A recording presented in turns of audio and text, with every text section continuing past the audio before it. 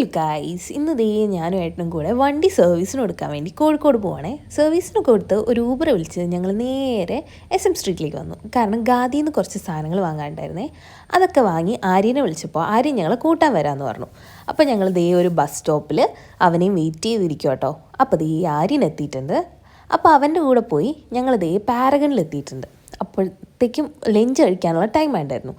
ആദ്യം തന്നെ നമ്മുടെ റോമാങ്കോ സാലഡ് വാങ്ങി. പിന്നെ ഞാനും ആര്യനും ബിരിയാണിയും ഏട്ടൻ ഫ്രൈഡ് റൈസും ആട്ടോ ഓർഡർ ചെയ്തത്. പിന്നെ അന്നത്തെ സ്പെഷ്യലായിട്ടുള്ള ഒരു കുഞ്ഞുള്ളി ചിക്കൻ ഉണ്ടായിരുന്നു. അപ്പോൾ ആ ചിക്കനും നല്ല യമ്മിയായിരുന്നു. അപ്പോൾ ഞങ്ങളതെല്ലാവരും കൂടെ ഷെയർ ചെയ്ത് കഴിച്ചു കേട്ടോ. അത് കഴിഞ്ഞിട്ട് ഞങ്ങൾ നേരെ പോയത് അഡിഡാസിലേക്കാണ്. കാരണം ആര്യൻ ഒരു ഷൂ നോക്കാൻ വേണ്ടിയിട്ടുണ്ടായിരുന്നു. അപ്പോൾ ഷൂ ഫൈനലൈസ് ഒന്നും ആയില്ല. പിന്നെ ഏട്ടന് സ്വീറ്റ്സ് വാങ്ങണമെന്ന് പറഞ്ഞിട്ട് കോഴിക്കോട് പുതിയതായിട്ട് തുറന്നിട്ടുള്ള ശ്രീകൃഷ്ണ സ്വീറ്റ്സിലേക്ക് പോയി. ഏട്ടൻ ഭയങ്കര ഒരു സ്വീറ്റ് ഫാനാണ് കേട്ടോ. അവിടുന്ന് ഞങ്ങൾ 3 പേരും അവിടുത്തെ സ്പെഷ്യലായിട്ടുള്ള മൈസൂർ പാക്ക് ട്രൈ ചെയ്തു കേട്ടോ.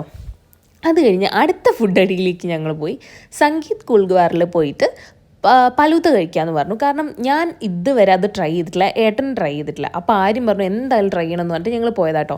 ഏട്ടന് ഫലൂദ ഇഷ്ടമില്ലാത്തതുകൊണ്ട് ഏട്ടൻ ഐസ്ക്രീമാണ് ട്രൈ ചെയ്തത്. അപ്പോൾ എല്ലാവർക്കും നല്ല ഇഷ്ടമായി.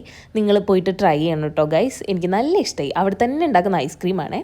അപ്പോൾ അതൊക്കെ കുടിച്ച് കംപ്ലീറ്റ് ചെയ്തിട്ട് ഞങ്ങളെ ആര്യൻ ബസ് സ്റ്റാൻഡിലേക്ക് ഇറക്കി തന്നു.